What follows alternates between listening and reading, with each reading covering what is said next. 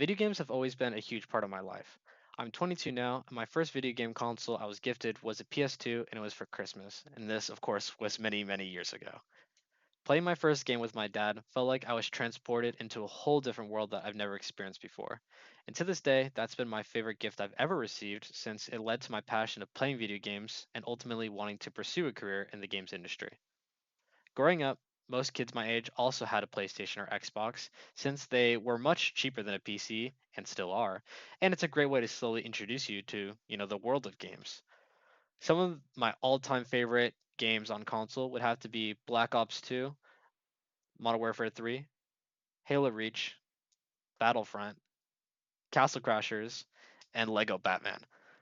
While they still hold a special place in my heart, my taste and overall accessibility to games has changed drastically, and I hope that from watching this video, you can learn why I made the switch, analyze my overall experience transitioning from console to PC, and determine if you want to make the switch as well. From elementary school to my sophomore year in college, I've always played with a controller. It's been my preference of gaming since it's easy to learn with, it's comfortable in your hands for long hours, and pretty much everyone can figure out how to use it relatively quickly. Playing video games also meant I was spending a lot of my free time watching YouTubers and streamers trying to get better at certain games. I've always noticed that the best games were always on PC. You could play them at a better quality, and you could also use it freely, whether that's to search the internet or do homework on. And during the 2010s, we saw a massive new wave of video game YouTubers that were taking the platform by storm. Some of the most recognizable names that I recall watching were PewDiePie, Tobuscus, Vanos Gaming, and Markiplier.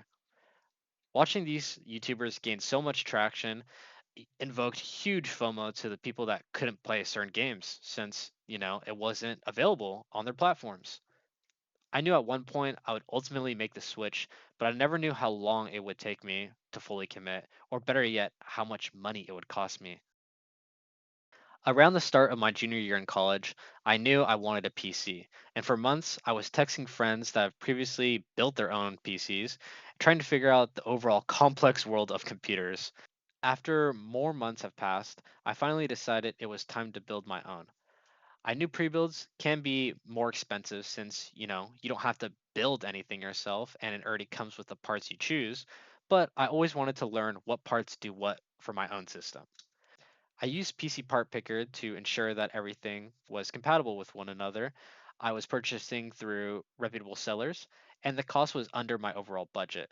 If you plan to build this yourself, make sure you have a friend since it made my life 10 times easier since he actually knew how to do everything himself. Shout out my boy Derek.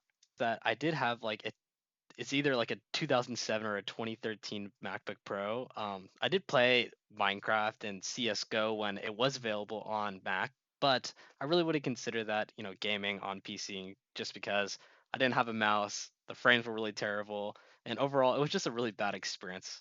I remember I was so excited when I finally booted up the PC that Derek and I built and it worked. I immediately downloaded Steam and started searching for games to play. Valorant has always been something that I wanted to play, however, I didn't have the equipment to run it. For some reason, I assumed that aiming on PC, randomly picking sensitivities, and overall game sense would come easy since I've always played FPS titles on my Xbox. But boy, was I wrong. For the first few weeks, scratch that, for the first few months, I think I never went positive in terms of KD, and I immediately started to reconsider whether I made the right decision. I was comfortable on console, and I consider myself better than average in terms of FPS shooters, but on PC, I was the bottom of the barrel. I started to watch aim guides and understand settings that could have my games and visuals look better. After countless trial and error attempts, I finally found settings that work for me universally across most games, and I'm happy with the results. Am I better than when I started almost 3 years ago? Yeah, I would say so. Am I good enough to compete in most games? I'm still not sure.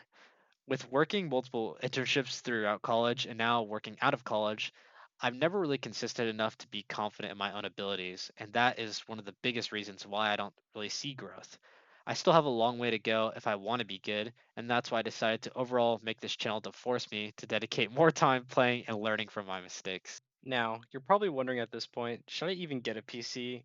Whether this is your first computer or if you're transitioning from console like myself, I say go for it. My biggest regret is not getting one sooner, and I believe the argument still stands.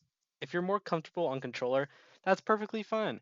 In fact, there's plenty of controllers that you can still plug into your PC, and you'll get the visual benefit of playing on a PC rig. For me, getting this PC accomplished a lot of my childhood dreams of playing games that I wish I could experience as a kid, and I'm sure many of you guys feel the exact same watching this video. 20 years from now, you will be more disappointed by the things that you didn't do than the ones that you did do. So throw off the bowlines, sail away from the safe harbor, catch the trade winds in your sails, explore, dream, discover. If you know, you know. Thank you for watching my first ever YouTube video, and feel free to comment any suggestions on how I can make this viewer experience better. Thank you. Bye bye.